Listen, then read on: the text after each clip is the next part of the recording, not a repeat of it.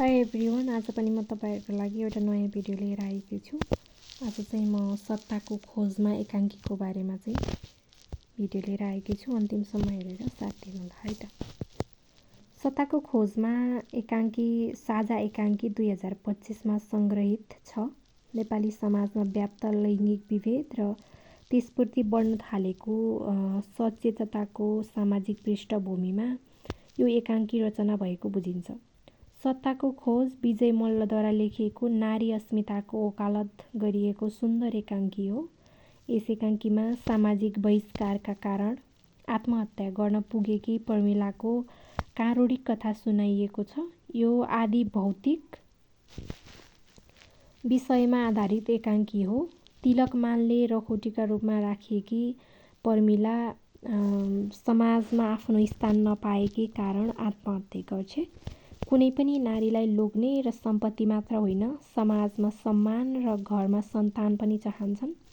कोख बाँझो भएर बाँच्नुभन्दा मर्न जाति हुन्छ भन्ने कुरा भनी प्रमिलाले आत्महत्या गरेको प्रसङ्गबाट प्रष्ट पारेको छ।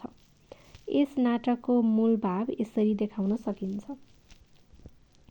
यस एकाङ्कीमा एकाङ्कीकार विजय मल्लले ग्रामीण परिवेश र सहरी जीवनलाई कलात्मक रूपमा चित्रण गरेका छन्।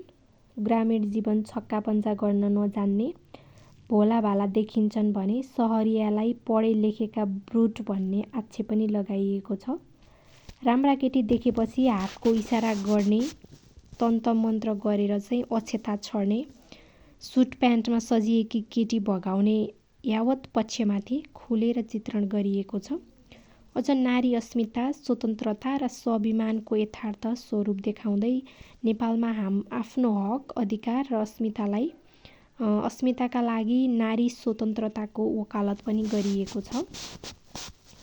कुनै पनि नारी फूलदानमा सजाइने वस्तु होइन। ऊ पूर्ण रूपमा नारी बन्न चाहन्छे। ऊ पूर्ण नभए आत्महत्या गरेर पनि विद्रोह गर्न सक्छे भन्ने कुरा यहाँ देखाइएको छ।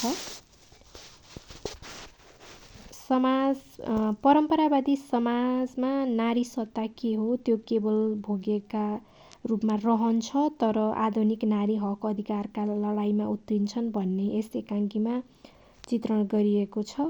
यसका साथै प्रमिलाले आत्महत्या गरेको देखाएर नारी विद्रोहको पराकाष्ठ देखाइएको छ। पुरुषसत्ताको प्रतीक तिलकमानलाई नारीहरूमाथि भइरहेको अदृश्य उत्पीडनको बोध गराएर नारी स्वाभिमानको सम्मान गर्नुपर्छ भन्ने सन्देश प्रसारण गर्नु नै यस एकाङ्कीको मुख्य उद्देश्य हो। यसरी कानुन, सामाजिक, व्यक्तिगत, संस्थागत हरेक किसिमले नारी सत्ताको खोजीमा महिलाहरू लागिसकेका छन्। पुरुष सत्ताको प्रतीक तिलकमानलाई नारीहरूमाथि भइरहेको अदृश्य उत्पीडनको बोध गराएर नारी स्वाभिमानको सम्मान गर्नुपर्छ भन्ने सन्देश प्रसारण गर्नु नै यस एकाङ्कीको मुख्य उद्देश्य हो। So, thank you so much guys for watching my video.